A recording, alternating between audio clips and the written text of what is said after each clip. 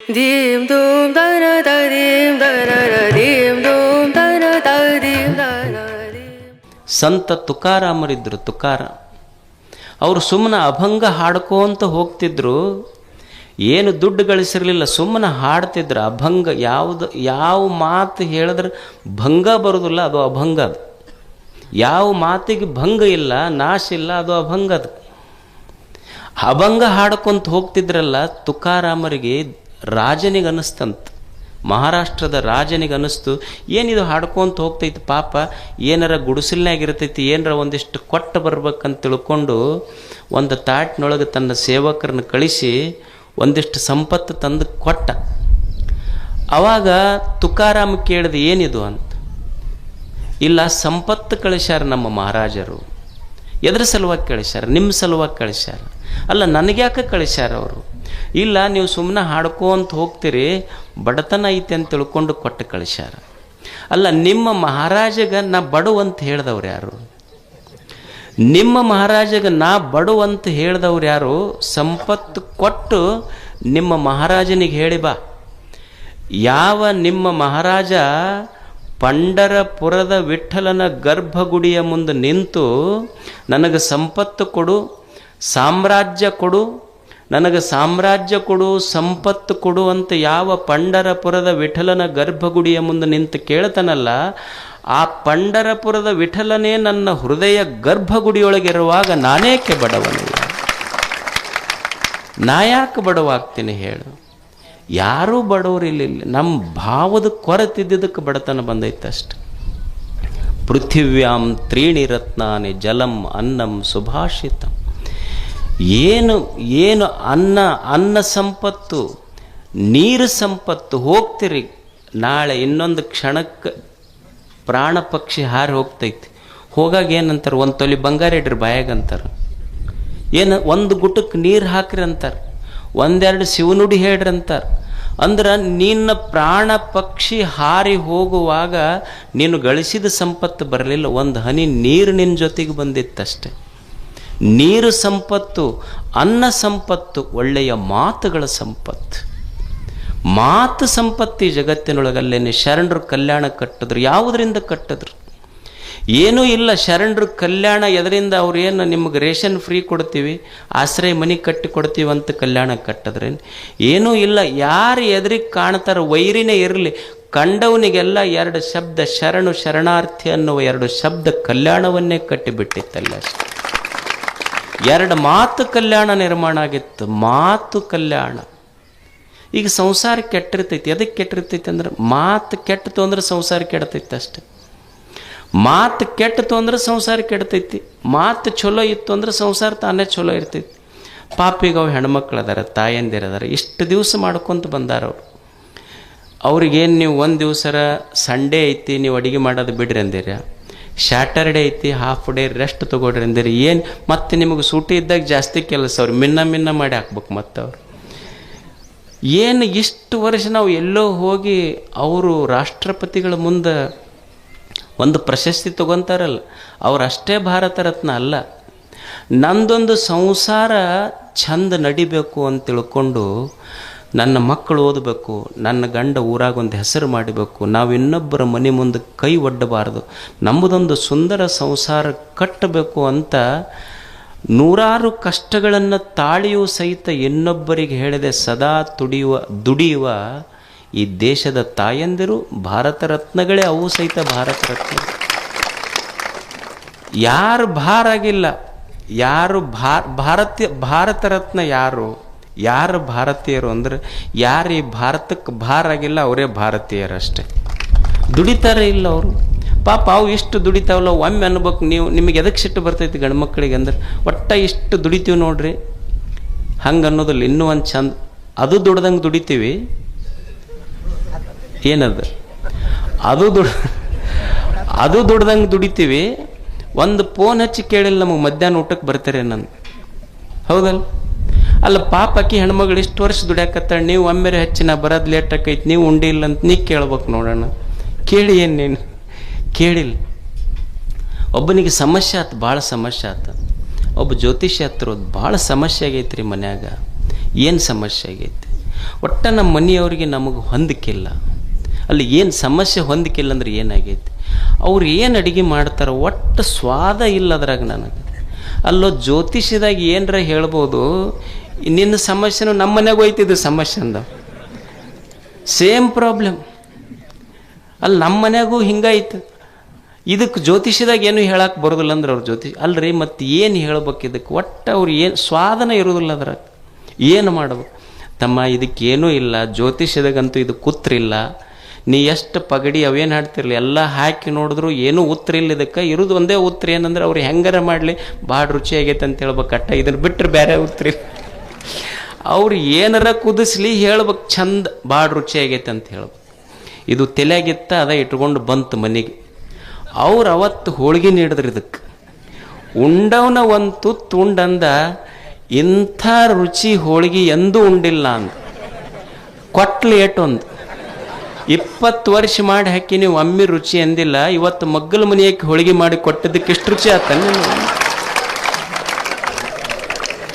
ಇಷ್ಟು ದಿವಸ ಮಾಡಿ ಹಾಕಿ ನಿನಗೆ ಒಂದು ದಿವಸರ ರುಚಿ ಅಂದಿಲ್ಲ ನೀನು. ಮಗ್ಗಲು ಒಂದು ದಿವಸ ಮಗ್ಗಲ ಮನೆಯಕ್ಕೆ ಹಾಕಿದ್ದಕ್ಕೆ ಎಷ್ಟು ರುಚಿ ಆತ ನಿನಗೆ. ಅಲ್ಲ ಸುಮ್ಮನೆ ಅನ್ಕೊಂತ ಹೋಗಿದ್ರೆ ಕಪಾಳ ಬಾಯದ ಉಳಿತಿತ್ತು. ನಾ ಹೇಳಿದೆ ಮಾತು ಸಂಸಾರ ಕಟ್ಟತಾವ, ಮಾತು ಸಂಸಾರ ಕೆಡಿಸ್ತಾವ. ಮಾತೆಂಬುದು ಜ್ಯೋತಿರ್ಲಿಂಗ, ಅದು ಕಲ್ಲಿನ ಲಿಂಗ ಅಲ್ಲ, ಬೆಳಕಿನ ಲಿಂಗ ಅದು ಅಷ್ಟೆ. ಮಾತು ಸಂಪತ್ತು, ಸದ್ಭಾವ ಸಂಪತ್ತು, ತಂದೆ ತಾಯಿಗಳ ಸಂಪತ್ತು, ಮಣ್ಣು ಸಂಪತ್ತು, ನೀರು ಸಂಪತ್ತು. ಈ ವಿಶ್ವ ಏನಿದೆ ತೋರುವ ಅನಂತ ವಿಶ್ವವೇ ಸಂಪತ್ತು ಅಂತ ತಿಳ್ಕೊಂಡು ಬಿಟ್ರೆ ನಮ್ಮನ್ನು ಬಡತನನೇ ಬರೋದಿಲ್ಲ, ನಾವು ಬಡವರಾಗಿ ಉಳಿಯುವುದಿಲ್ಲ ಜಗತ್ತಿನಲ್ಲಿ. ಅದಕ್ಕೆ ಐಶ್ವರ್ಯ ಮೂಲ ಲಿಂಗಾರ್ಚನೆ ಎಂಬೆ ಇದು ದೇವನದು ಅಂತ ಪ್ರೀತಿಸಷ್ಟೆ. ಇದು ನಂದು ಅಂತ ಪ್ರೀತಿಸುವುದಲ್ಲ, ಇದು ದೇವರದು ಅಂತ ಪ್ರೀತಿಸೋದು. ಇದು ಜೀವನ, ಈ ಜಗತ್ತೇನಿದೆ ದೇವ ಕೊಟ್ಟಾನ ಅಂತ ಪ್ರೀತಿಸಷ್ಟೆ. ಈಗ ನೀವೊಂದು ಮದುವೆಗೊಂದು ಮಾವ ಒಂದು ಉಂಗುರ ಹಾಕಿರ್ತಾನೆ, ಏನು ಎಲ್ಲರಿಗೆ ಬಲಗೈಯಾಗ ಹಾಕ್ಕೊಂಡು 4 ಬಟ್ಟು ತೋರಿಸ್ತಿರೋದಿಲ್ಲ, ಇದ ಮುಂದೆ ಮಾಡ್ತಿರ್ತಾನೆ ನಮಸ್ಕಾರ ಮಾಡುವಾಗ ಹೇಳುವಾಗ. ನನ್ನ ಕರೆದೆ, ಅವ್ರು ಯಾರೂ ಕರೆದಿಲ್ಲ ಆದರೂ ಅಂದ್ರೆ ಒಬ್ಬ ಮಾವ ಸುಮ್ಮನೆ ಒಂದು ಉಂಗುರ ಕೊಟ್ಟಿದ್ದಕ್ಕೆ ಮಾವಿಗೆ ಅಷ್ಟು ಸಲ ನೆನಪಿಸ್ತೀವಿ. ಮಾವ ಒಂದು ಉಂಗುರ ಕೊಟ್ಟಿದ್ದಕ್ಕಿಷ್ಟು ನೆನಪಿಸ್ತೀವಿ. ಮಹಾದೇವ ಒಂದು ಬದುಕ ಕೊಟ್ಟಾನ, ಈ ಜಗತ್ತು ಕೊಟ್ಟಾನ, ಅವನನ್ನು ಎಷ್ಟು ನೆನಪಿಸಬೇಕು. ಈ ಸುಂದರವಾದ ಜೀವನ ಜಗತ್ತು ಇದು ಸಂಪತ್ತಿದು ಅಷ್ಟೇ ಅಂತ ತಿಳ್ಕೊಂಡು ಬದುಕುವುದು. ಮೋಕ್ಷ ಮೂಲ ಘಟ ಸಂತೃಪ್ತಿ ಎಂಬೆ. ಮೋಕ್ಷ ಅಂದ್ರೆ ನಾವೇನು ತಿಳ್ಕೊಂಡಿವಿ, ಎಲ್ಲ ಮುಗಿದ ಮೇಲೆ ಎಲ್ಲೋ ಆಗೋದಂತ ತಿಳ್ಕೊಂಡ್ವಿ. ಮೋಕ್ಷ ಇದರ ಅರ್ಥ ದುಃಖವಿಲ್ಲದ ಸ್ಥಿತಿ ಅಷ್ಟೇ, ದುಃಖ ಇರಲಾರ್ದಂಗೆ ಇರೋದು. ಆನಂದವೇ ಮೋಕ್ಷ. ಆನಂದ ಇದ್ದಿ ಅಂದ್ರೆ ಅದೇ ಮೋಕ್ಷದ ಸ್ಥಿತಿ ಅಷ್ಟೇ. ಅದಕ್ಕೆ ದುಃಖ ಯಾಕಾತು ಅಂದ್ರೆ ಬಯಸ್ತೀವಲ್ಲ, ಅದಕ್ಕೆ ದುಃಖ ಆಗೈತಿ. ಏನೋ ಬಯಸ್ತೀವಲ್ಲ, ದುಃಖ ಆಗ್ತೈತಿ. ದುಃಖ ಯಾಕಾತ ಮನುಷ್ಯಾಗಂದ್ರೆ ಏನೋ ಬಯಸ್ತೀವಿ ನಾವು, ಅದಕ್ಕೆ ದುಃಖ ಆಗ್ತೈತಿ. ಮತ್ತು ನೀವು ಅನ್ಬೋದು, ಮತ್ತು ಬಯಸಲಿಲ್ಲ ಅಂದ್ರೆ ಜೀವನ ನಡೀತೈತೇನ್ರಿ ಗುರುಗಳ? ಬಯಸಿದ್ರೆ ದುಃಖ ಐತೆ ಅಂತ ನೀವು ಅಂತೀರಲ್ಲ, ಬಯಸದೇ ಇದ್ದರೆ ಜೀವನ ನಡೀತೈತೇನು? ಈಗ ಒಬ್ಬ ವಿದ್ಯಾರ್ಥಿ ಅದಾನ, ಓದ್ತಾನ ಪಾಪ ಕಷ್ಟಪಟ್ಟು, ಫಸ್ಟ್ ರ್ಯಾಂಕ್ ಬರಬೇಕು ಅಂತ ಬಯಸಬಾರ್ದೇನು? ಒಬ್ಬ ಯುವಕ ಅದಾನ, ವ್ಯಾಪಾರ ಮಾಡ್ತಾನೆ, ನಾನು ಲಾಭ ತೆಗಿಬೇಕು ಅಂತ ಬಯಸಬಾರ್ದೇನು? ಒಬ್ಬ ಓದು ಹುಡುಗದ, ನಾನು IAS ಮಾಡಬೇಕು, UPSC ಕೋಚಿಂಗ್ ತಗೊಂಡು ಪಾಸ್ ಆಗಬೇಕು ಅಂತಾನೆ. ಅಲ್ಲ, ಬಯಸೋದು ತಪ್ಪೈತೇನು? ಬಯಸುವುದು ತಪ್ಪಲ್ಲ. ಯಾಕೆ ಬಯಸಬಾರ್ದು ಅಂದರು ಅಂದ್ರೆ ಬಯಸಿದ್ದು ತಪ್ಪಲ್ಲ, ನಾನು ಬಯಸಿದ್ದೆಲ್ಲ ಈಡೇರ್ತೈತೆ ಅನ್ನೋದು ತಪ್ಪು ಈ ಜಗತ್ತಿನೊಳಗೆ, ಅದರಿಂದ ದುಃಖ ಆಗೈತಿ. ಬಯಸುವುದು ತಪ್ಪಲ್ಲ, ಬಯಸಿದ್ದೆಲ್ಲ ಈಡೇರ್ಬೇಕಂತೀವಲ್ಲ ಅದು ತಪ್ಪು. ಈ ಜಗತ್ತಿನೊಳಗೆ ನಾವೇನು ಬಯಸೀವಿ, ಬಯಸಿದ್ದು ಸಿಕ್ಕಿಲ್ಲ, ಬಯಸಿದಷ್ಟು ಸಿಕ್ಕಿಲ್ಲ, ಬಯಸಿದವರು ಸಿಕ್ಕಿಲ್ಲ, ಸಿಕ್ಕವ್ರು ನಾ ಬಯಸ್ದಂಗಿಲ್ಲ. ಇದು ಜಗತ್ತಿನ ವಿಪರ್ಯಾಸ. ಇದು ಬಯಸಿದ್ದು ಸಿಕ್ಕಿಲ್ಲ, ಬಯಸಿದಷ್ಟು ಸಿಕ್ಕಿಲ್ಲ, ಬಯಸಿದವರು ಸಿಕ್ಕಿಲ್ಲ, ಸಿಕ್ಕವ್ರು ನಾ ಬಯಸ್ದಂಗಿಲ್ಲ. ಇದು ವಿಪರ್ಯಾಸ. ಅದಕ್ಕೆ ನಾ ಅನ್ಕೊಂಡಂಗೆ ಏನೂ ನಡೆಯುವುದಿಲ್ಲ ಈ ಜಗತ್ತಿನೊಳಗೆ. ಜಗತ್ತು ಹೆಂಗಿರ್ತೈತಿ ಹಂಗೆ ನಾವು ಒಪ್ಕೊಂಡು ಬದುಕುವುದನ್ನು ಕಲಿಬೇಕಿಲ್ಲ ಅಷ್ಟೆ. ಈ ಜಗತ್ತೈತಲ್ಲ, ಇದು ಎಷ್ಟು ಕೋಟಿ ಜನ ಅದೀವಿ ನಾವಿಲ್ಲಿ. ಇಷ್ಟು ಕೋಟಿ ಜನ ನಾ ಅನ್ಕೊಂಡಂಗೆ ನಾ ಅಂದಾಗ ಮಳೆ ಬರ್ಬೇಕು, ನಾ ಅಂದಾಗ ಮಳೆ ಹೋಗ್ಬೇಕು. ಈಗ ನಾ ಅಂತೀನಿ ನಮ್ಮ ಜಾತಿಯವ್ರ ಹೊಲದ ಮೇಲೆ ಅಷ್ಟ ಮಳೆ ಆಗ್ಬೇಕಂತ ನಾ ಅಂದೆ ಅಂದ್ರೆ ಅದು ಮೋಡ್ ಅಂತೈತಿ. ನಿಮಗೂ ತಲೆ ಕೆಟ್ಟೈತಿ ಅಂದ್ರೆ ನಮಗೇನ್ರ ತಲೆ ಕೆಟ್ಟೈತೆ ಅಂತೈತದು. ನಾವು ಅನ್ಕೊಂಡಂಗೆ ಗಾಳಿ ಬೀಸಬೇಕು, ನಾವು ಅನ್ಕೊಂಡಂಗೆ ಹೊಳಿ ಹರಿಬೇಕು, ನಾವು ಅನ್ಕೊಂಡಂಗೆ ಬೆಳೆ ಬರ್ಬೇಕು. ಇದು ಯಾವುದು ನಡೆಯೋದಿಲ್ಲ. ಇಲ್ಲಿ ಈಗೊಂದು ಗಿಡ ಐತಿ, ಈ ಗಿಡದಾಗಿನ ಒಂದು ಸಣ್ಣ ಎಲೆ ನಾ ಅಳಿಗಾಡ್ದಾಗ ಗಿಡ ಅಳಿಗಾಡ್ಬೇಕು, ನಾ ಸುಮ್ಮನಿದ್ದಾಗ ಗಿಡ ಸುಮ್ಮನೆ ಇರ್ಬೇಕಂದ್ರೆ ನಡೀತೈತೇನು? ನಡೆಯುವುದಿಲ್ಲ. ಗಿಡ ಅಳಿಗಾಡ್ದಾಗ ಎಲೆ ಅಳಿಗಾಡ್ಬೇಕು, ಗಿಡ ಸುಮ್ಮನಿದ್ದಾಗ ಎಲೆ ಸುಮ್ಮನೆ ಇರ್ಬೇಕಾಗ್ತೈತಿ. ಹಂಗೆ ಈ ಜಗತ್ತನ್ನೋದೊಂದು ದೇವನ ವೃಕ್ಷ. ಆ ವೃಕ್ಷದಲ್ಲಿ ನಾನೊಂದು ಬರೀ ಎಲೆ. ಅದು ದೇವ ಯಾವಾಗ ಆರ್ಡರ್ ಮಾಡ್ತಾನೆ ಅವಾಗ ನಾ ಅಳಿಗಾಡಬೇಕು, ಸುಮ್ಮನೆ ಇರುವಂದಾಗ ಸುಮ್ಮನೆ ಇರಬೇಕು, ತಿಳ್ಕೊಂಡಿರಬೇಕು. ಈ ಅನಂತ ವೃಕ್ಷದ ಒಂದು ಸಣ್ಣ ಎಲೆ ಅಷ್ಟೇ ನಾನು ವೃಕ್ಷವಲ್ಲ ಅನ್ನುವ ಸತ್ಯದ ಜ್ಞಾನ ಮನುಷ್ಯನಿಗಿರಬೇಕಷ್ಟೆ. ಅದಕ್ಕೆ ನಾ ಅನ್ಕೊಂಡಂಗೆ ಏನೂ ಆಗೋದಿಲ್ಲ. ನಾವು ಬಯಸೋದು ತಪ್ಪಲ್ಲ, ಆದರೆ ಬಯಸಿದ್ದೆಲ್ಲ ಸಿಗತೈತಿ ಅಂತ ಸಾಧ್ಯ ಐತೇನು? ಈಗ ತಂದೆ ತಾಯಿ ಇರ್ತಾರೆ, ಅವ್ರಿಗೊಂದು ಅಪೇಕ್ಷೆ ಇರ್ತೈತಿ, ನನ್ನ ಮಕ್ಕಳು ಮುಂದೆ ಭಾಳ ದುಡ್ದು ಹಾಕ್ತಾರೆ ನನಗಂತ. ಈಗ ಸಣ್ಣ ಹುಡುಗರು ಇರ್ತಾವೆ ನೋಡ್ರಿ, ಸಣ್ಣ ಹುಡುಗರಿದ್ದಾಗ ಅವು ಅಂಬೆಗಾಲು ಇಟ್ಕೊಂಡು ಅಪ್ಪನ ಎದಿ ಮ್ಯಾಲ ಹಿಂಗೆ ಅಂಬೆಗಾಲು ಇಟ್ಕೊಂಡು ಬರ್ತಿರ್ತಾರೆ. ಅಪ್ಪ ವಿಡಿಯೋ ಮಾಡ್ತಿರ್ತಾನೆ, ವಿಡಿಯೋ ಮಾಡಿ ಅವ್ರ ಫ್ರೆಂಡ್ಸ್ಗೆಲ್ಲ ವ್ಯಾಟ್ಸಪ್ನಾಗ ಹಾಕ್ತಾನೆ, ನಮ್ಮ ಚಿನ್ನನ ವಿಡಿಯೋ ನೋಡ್ರಿ ಅಂತಂದು. ಮುಂದೆ ದೊಡ್ಡವಾಗಿ ಆಸ್ತಿ ಬರೆದು ಕೊಡ್ತಿಲ್ಲ ಅಂತ ಎದಿ ಮೇಲೆ ಕಾಲು ಕೊಡ್ತಾನೆ. ಮತ್ತು ಅವಾಗೂ ವಿಡಿಯೋ ಮಾಡಿ ನಮ್ಮ ಚಿನ್ನನ ವಿಡಿಯೋ ಅಂತ ಹಾಕ್ಬೇಕು ನೋಡಿ. ಹೋಗಿ ಪೊಲೀಸ್ ಸ್ಟೇಷನ್ಗೆ ಯಾಕೆ ಕಂಪ್ಲೇಂಟ್ ಕೊಡ್ತೀಯಪ್ಪ? ಅವಾಗ ಚಿನ್ನನ ವಿಡಿಯೋ ವೈರಲ್ ಅವಾಗ ವಿಡಿಯೋ ಮಾಡೋದ್ರಲ್ಲಿ ಕಂಪ್ಲೇಂಟ್ ಕೊಡ್ತಾನೆ. ಇವು ಮಕ್ಕಳಲ್ರಿ ಒಲೆ ನೆಕ್ಕಳಿವು ಅಂತ. ಅಂದ್ರೆ ನಾ ಬಯಸ್ದಂಗೆ ನಡೆಯೋದಿಲ್ಲ ಇಲ್ಲೆಲ್ಲ. ಈಗ ಹತ್ತಿರ್ತಾಳ, ಸೊಸಿ ಬಂದ ಕೂಡಲೇ ಬಿಸೇದು ಮಾಡಿ ಹಾಕ್ತಾಳಂತ ಆಕಿಗೆ ಅಪೇಕ್ಷೆ ಇರ್ತೈತಿ. ಹಂಗೆ ನಡೀತೈತೇನೆ ಎಲ್ಲರ ಮನ್ಯಾಗ ಹೇಳ್ರಿ ನೀವು. ಆಕಿ ಹೊಸದಾಗಿ ಮದುವೆ ಆದ ಕೂಡಲೇ ಸೊಸಿ ಬಂದ್ಲು, ನಿನಗೆ ಇಡ್ಲಿ ಮಾಡಕ್ಕೆ ಇಡ್ಲಿ ಬರ್ತಾನಂತ ಬರ್ತೈತಿ, ದೋಸೆ ಬರ್ತೈತಿ, ಹೋಳಿಗೆ ಬರ್ತೈತಿ, ರೊಟ್ಟಿ ಪಲ್ಯ ಬರ್ತೈತಿ.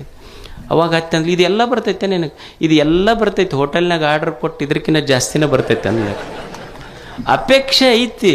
ಆದ್ರೆ ಈಡೇರ್ತಾವನ್ನೆಲ್ಲರೂ. ಅದಕ್ಕೆ ಗೊತ್ತಿರಬೇಕು, ಬಯಸಬಾರ್ದಂತಲ್ಲ, ಬಯಸಿದ್ದೆಲ್ಲ ಸಿಗುವುದಿಲ್ಲ. ಮತ್ತು ಸಿಕ್ಕಿದ್ದೆಲ್ಲ ಸದಾ ಸುಖ ಕೊಡ್ತೈತೆ ಅಂತನೂ ಇಲ್ಲ ಈ ಜಗತ್ತಿನಲ್ಲಿ. ಇದು ತಿಳ್ಕೊಂಡಿರ್ಬೇಕು ಮನುಷ್ಯ. ನಮಗೇನು ಸಿಕ್ಕೈತಿ ಅದು ಸದಾ ಸುಖ ಕೊಡ್ತೈತೆ ಅಂತಿಲ್ಲ. ಈ ಜಗತ್ತಿನ ನಿಯಮ ಏನೈತಿ ಅಂದ್ರೆ, ನಿನಗೆ ಯಾವುದು ಈಗ ಸುಖ ಕೊಟ್ಟೈತಿ ಒಂದು ದಿವಸ ದುಃಖ ಕೊಟ್ಟು ಹೋಗ್ತೈತೆ. ಅದು ನಿನಗೇನು ದಕ್ಕೈತಿಲ್ಲ ಅದು ಯಾವಾಗಲೂ ಸುಖ ಕೊಡ್ತೈತೆ ಅಂತಿಲ್ಲ. ಈಗ ನಿನಗೊಂದು 10 ಹೋಳಿಗೆ ಉಂಡ್ರೆ ಭಾರಿ ಸುಖ ಆಗತ್ತಂತ ನಿಮಗಿದ್ರೆ, 10 ಹೋಳಿಗೆ ಉಂಡ್ರೆ ಸುಖ ಆದ್ರೆ ಒಂದು 50 ಹೋಳಿಗೆ ನೀಡ್ತೀನಿ ಪೂರ್ಣವಾಗಿ ತೆಗಿರಿ ಅಂತ ಅಂದ್ರೆ ಒಮ್ಮೆ ಹೋಳಿಗೆ ಉಂಡಾಗ ಸುಖ ಆಗೈತಿ, ಒಮ್ಮೆ ಅದನ್ನು ಸರಿಸಿದಾಗ ಸುಖ ಆಗೈತೆ ಅಷ್ಟು. ಇಲ್ಲಿ ಯಾವುದು ಖಾಯಂ ಸುಖ ಕೊಡ್ತೈತೆ ಅಂತಿಲ್ಲ. ಈಗ ಒಂದು ದೊಡ್ಡ ಮನೆ ಕಟ್ಟಿಸ್ತೇಪ್ಪ, 4-5 ಬೆಡ್ರೂಮ್ ಕಟ್ಟಿಸಿ ಒಂದು ದೊಡ್ಡ ಬೆಡ್ರೂಮ್ ತನಗ ಮಾಡ್ಕೊಂಡಿರ್ತಾನೆ, ಇದು ನಾ ಕಟ್ಟಿಸಿದ ಮನೆ ಅಂತ. ಆಶ್ಚರ್ಯ ಏನು ಅಂದ್ರೆ, ನೀ ಇಷ್ಟು ಕಷ್ಟಪಟ್ಟು ಮನೆ ಕಟ್ಟಿಸಿ ಇದು ಖಾಯಾಮ ನಂದ ಇರ್ತೈತೆ ಅಂತ ಇಲ್ಲ. ಇಲ್ಲಿ ಯಾವುದು ನಿನಗೊಂದು ದಿವಸ ಬೆಡ್ರೂಮ್ ಆಗಿತ್ತಲ್ಲ, ಒಂದು ದಿವಸ ಅದೇ ನಿನ್ನ ಡೆಡ್ ರೂಮು ಆಗ್ತೈತೆ, ಅದೇ ರೂಮ್ನಾಗ ಹಾಕ್ತಾರೆ ನಿನಗಷ್ಟೇ. ಯಾವುದು ಉಳಿಯುವುದಿಲ್ಲ ಈ ಜಗತ್ತಿನಲ್ಲಿ. ಅದಕ್ಕೆ ತಿಳ್ಕೊಂಡಿರ್ಬೇಕು, ನನಗೆ ಇಲ್ಲಿ ನಾ ಬಯಸಿದ್ದು ಸಿಗೋದಿಲ್ಲ, ಸಿಕ್ಕಿದ್ದ ಖಾಯಮ ಸುಖ ಕೊಡೋದಿಲ್ಲ. ಅದಕ್ಕೆ ದೇವರು ಏನು ನನ್ನ ಪಾತ್ರೆಯೊಳಗೆ ಹಾಕ್ಯಾನ ಅದನ್ನು ಉಂಡು ಸಂತೋಷವಾಗಿರೋದಷ್ಟೆ. ಈ ಜಗತ್ತಿನಲ್ಲಿ ಕಲಿಯುವುದೇನು ಅಂದ್ರೆ, ದೇವ್ರು ಏನು ನನ್ನ ಉಡ್ಯಾಗ ಹಾಕ್ಯಾನ, ಇನ್ನೊಬ್ಬರ ತಾಟಿನಾಗ ಏನೈತಿ ಅದನ್ನು ನೋಡಿ ಆಶೆ ಪಡುವುದಲ್ಲ, ನನ್ನ ತಾಟಿನೊಳಗೆ ಏನು ಹಾಕ್ಯಾನ ಉಂಡು ಸಂತೋಷ ಪಡುವುದೇ ಮುಕ್ತ ಜೀವನ. ಇದು ಜೀವನ್ಮುಕ್ತ ಅವಸ್ಥೆ ಅಂತ ಕರೀತಾರೆ. ಸುಮ್ಮ ದೇವರು ಏನು ಒಂದು ಜೀವನ ಕೊಟ್ಟಾನ ಇದನ್ನು ಸಂತೋಷ ಪಡುವುದಷ್ಟೆ. ಅದಕ್ಕೆ ಜೀವನ ಅಂದ್ರೆ ಇಷ್ಟೇ ಕಲಿಯೋದು. ಒಂದು ಜ್ಞಾನ ಇರಬೇಕು, ಜ್ಞಾನ ಬೇಕಂದ್ರೆ ಒಂದಿಷ್ಟು ಗುರುಗಳ ಮಾತು ಕೇಳೋದು. ಐಶ್ವರ್ಯ ಬೇಕು ಅಂದ್ರೆ ಭಾವ ದೊಡ್ಡದು ಮಾಡೋದು, ಇದೆಲ್ಲವೂ ಐಶ್ವರ್ಯವೇ ದೇವನದು. ಒಂದಿಷ್ಟು ಮುಕ್ತಾವಸ್ಥೆ ಬೇಕಾಗಿತ್ತು ಅಂದ್ರೆ, ಜೀವನ್ ಮುಕ್ತನಾಗಿ ಬದುಕಬೇಕಾಗಿತ್ತಂದ್ರೆ, ಚಿಂತೆ ಇಲ್ಲದಂಗೆ ಬದುಕಬೇಕಾಗಿತ್ತಂದ್ರೆ, ದೇವರು ಏನು ಕೊಟ್ಟಾನ ಅದರಾಗ ಸಂತೋಷವಾಗಿ ಬದುಕುವುದು ಮನುಷ್ಯ ಅಷ್ಟೆ. ಜೀವನದ ಮೇಲೆ ಸ್ವಲ್ಪ ಸಣ್ಣ ಹೆಚ್ಚ ಕಡಿಮೆ ಆಗ್ತಿರ್ತಾವೆ, ಬರೇ ಕೊರತೆಗಳ ನೋಡಬಾರ್ದು. ಬರದಿಹುದ ಎಣಿಕೆಯಲ್ಲಿ ಬಂದಿಹುದ ಮರೆಯದಿರು. ಗುರುತಿಸು ಒಳಿತಿರುವುದನ್ನು ಕೇಡುಗಳ ನಡುವೆ. ಬರೀ ಇಲ್ಲದಕ್ಕೆ ಭಾಳ ತಲೆ ಕೆಡಿಸ್ಕೋಬಾರ್ದು. ಈಗ ಪಾಲಕರು ಇರ್ತಾರೆ, ಏನ್ರಿ ನನ್ನ ಮಗ ಡಾಕ್ಟರ್ ಮಾಡ್ಬೇಕಂದೆ ಓದಲಿಲ್ಲ, ಇಂಜಿನಿಯರ್ ಮಾಡ್ಬೇಕಂದೆ ಓದಲಿಲ್ಲ, ಲಾಯರ್ ಮಾಡ್ಬೇಕಂತೆ ಓದಲಿಲ್ಲ, ಬರೀ ಹಳ್ಳ್ಯಾಗ ಕುಂತು ನೋಡ್ರಿ ಒಕ್ಕಲ್ತನ ಮಾಡ್ಕೊಂತಂತ ಮಕ್ಕಳಿಗೆ ಹಿಂಗೆ ಬೈಬಾರ್ದು. ಆತು ನೀವು ಓದಿಸಿ ಅಮೇರಿಕದಾಗ ಕಳಿಸಿದ್ರೆ ಏನು ಮಾಡ್ಬೋದಾಗಿತ್ತು, ನಿನಗೆ ಭಾಳ ಅಂದ್ರೆ ತಿಂಗಳಿಗೆ 1 ಲಕ್ಷ ರೂಪಾಯಿ ಕಳಿಸ್ತಿದ್ದು.